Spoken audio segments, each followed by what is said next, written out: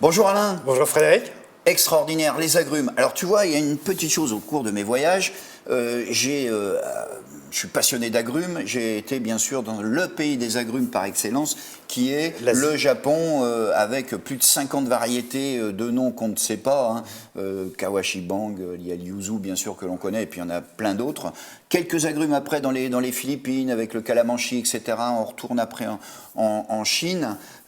Et là quand même, les autres pays du monde, ils n'ont rien à nous envier, on est bien d'accord. Ah bah, totalement d'accord. On a quand même une grande place. Alors tu vas nous expliquer ça, Alain, parce qu'on a quand même 3 régions importantes avec des typicités, enfin des spécificités différentes, avec les Pyrénées d'un côté, la Provence, Côte d'Azur, et puis la Corse. Alors vas-y, disons-nous plus, parce que là tu nous as ramené des choses. Oui, waouh. Comme toi, je suis un passionné avec les agrumes, mais j'ai aussi au cours des années appris à les découvrir. Et c'est vrai qu'on est dans une période, donc de la saison démarre généralement début octobre en France, par la Corse. Ensuite, ça va dans les Pyrénées et de la Côte d'Azur. Et ça se termine généralement au mois d'avril, mars, généralement même au mois de mai, selon certaines variétés. Donc voilà, je t'ai ramené un peu une petite palette des produits qui sont disponibles. Une belle petite palette. Voilà. Il faut savoir quand même qu'il y a pratiquement, en France, on cultive quasiment entre 300 et 400 variétés d'agrumes. 300 et 400 variétés d'agrumes en France. Incroyable. Ouais.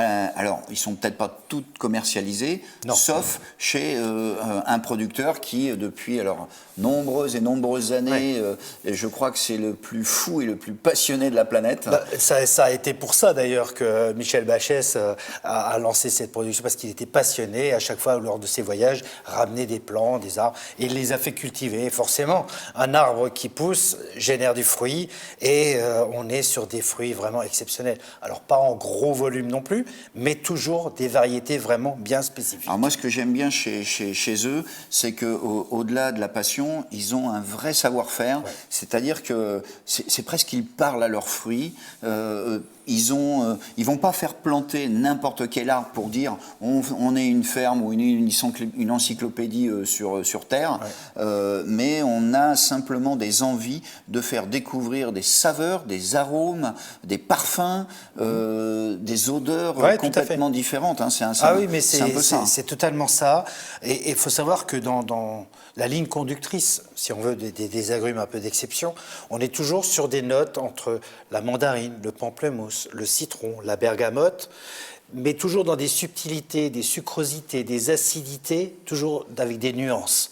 Je dis souvent que ces agrumes-là, on a des fois l'impression d'avoir des parfums soyeux, cotonneux, avec des notes d'acidité qui réveillent juste un peu les petites papilles gustatives qu'on a dans la bouche. Moi, je trouve ça formidable parce que les agrumes, alors avant d'aller à l'intérieur, parce que des fois, la particularité des agrumes sur Terre et des citrus, on va mélanger dans la grande famille tout, c'est qu'on peut les utiliser soit que pour la peau, comme on voit souvent, une main de Bouddha par exemple, alors là, c'est plus la saison, mais une main de Bouddha, on va l'utiliser que pour la peau ou l'intérieur, le jus, que le jus sans la peau, ou alors les istes, ou alors les zestes, ou alors l'ensemble. Même les feuilles. Et même les feuilles, bien sûr, on fait les fameux avec le citron, les infusions. Les feuilles de lime, les feuilles de cédra, de bergamote, le kéfir.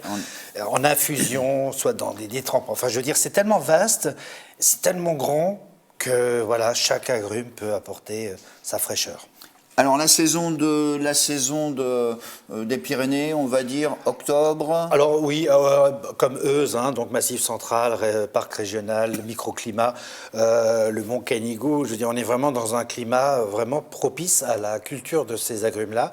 Et là, on est quasiment début octobre jusqu'à peu près avril-mai.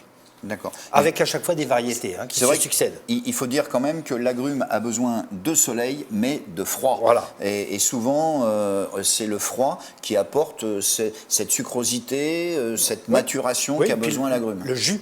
Et le jus, bien sûr. Puisque la fibre se transforme avec des variations de température, du passé du chaud au froid, et c'est là que la pulpe devient jus. C'est pour ça. Donc il faut Ensuite, si on passe en Corse, on a dit en Corse... La Corse, c'est début de des saison. IGP, hein, avec la pamplemousse, la clémentine. C'est vraiment des produits exceptionnels. Il y a aussi des cédras, Oui, des beaux cédras, voilà, des des magnifiques magnifiques. cédras. Hein, je veux dire, c'est aussi une particularité. La Corse, c'est généralement fin septembre, début octobre, jusqu'à décembre, encore janvier. Voilà. La clémentine corse, un petit peu moins, mais Oui, c'est vrai que... Voilà, mais les premiers agrumes de Corse commencent généralement fin septembre, début octobre. Et puis, on remonte la Méditerranée, on arrive Au carnaval. au carnaval. Et voilà, on arrive au carnaval. On l'a, notre carnaval. Oui, là, on l'a. hein. Non, mais c'est vrai que la Côte d'Azur, que ce soit l'arrière-pays niçois ou la région de Menton, hein, avec les IGP de citron, on est là aussi sur une période, alors beaucoup plus tardive. Généralement, c'est la production pleine avec les citrons, les oranges et tout ça. On est fin décembre, début janvier, jusqu'à à peu près mars-avril. Alors, en sachant que, bien sûr, il y a ces fameux citrons de Menton que tout le monde parle, Ouais. mais il y a quand même, faut le préciser, très peu de production Oui. à Menton même, puisque c'est une commune assez Tout à fait. petite. Donc, on va plutôt parler du citron de Nice. De Nice, oui, la Côte d'Azur. Il faut savoir que pour avoir à peu près 200 kilos de citron en IGP, il faut ramasser 500 kilos. Donc voilà, c'est vraiment une production bien spécifique. Le cahier des charges. Qu'est-ce qu'on est en très- fait du reste? On les jette? Non, Ils sont déclassés. voilà, ils sont déclassés, vendus sous des citrons non, puisque en plus de ça, la gamme des citrons de Menton sont tous en non traités, bio ou non traités. Donc on est sur des citrons d'agrumes non traités de la Côte d'Azur avec ces déclassés.